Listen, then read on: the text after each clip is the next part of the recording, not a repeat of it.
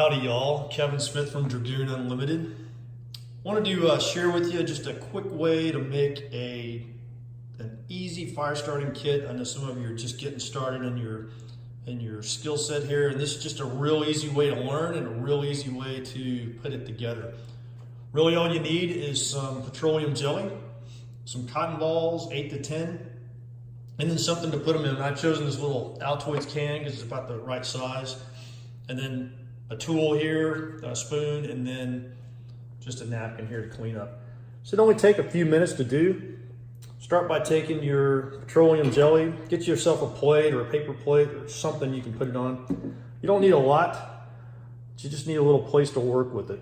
So start it right there. I'm gonna set that aside. Go ahead and open up your tin or your plastic bag or whatever you're gonna put it in there.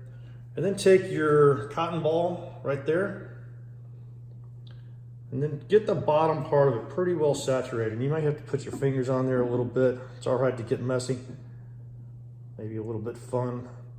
If you got the kids around, just get yourself a nice big gob of Vaseline there on the bottom. I know that looks kind of nasty, but trust me, it'll work out.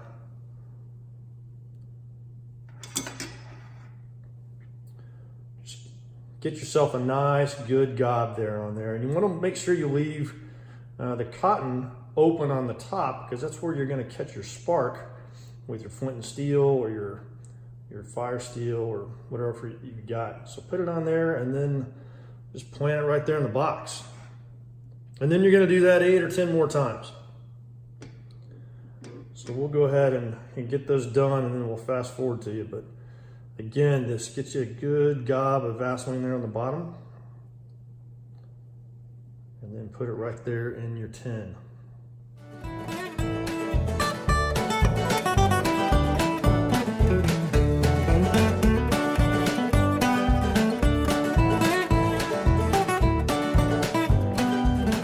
Okay, now you got 10 of those in there. And just clean yourself up a little bit. Take a can and just make sure they're in there nice and tight, and then shut it up. All you have to do is just kind of wipe it down a little bit. I like to put a rubber band around it or a small little bungee cord, and that just keeps it from flying open. But with very little preparation, probably things you have around your house already, and you have yourself a first-rate fire starting kit, especially if you're just getting started. And take it with you, keep it with your flint steel, and you'll be ready for really any situation. A camp trip, an unexpected survival situation, whatever you need it for, you've got it. All right, there's Fire Starting 101 in less than 5 minutes. Y'all tune into our YouTube channel, follow us on Instagram, follow us on Facebook. There's a lot of good discussion and a lot of good information out there. We continue to add product and add content. More importantly, we want you to enjoy the outdoors and enjoy your time.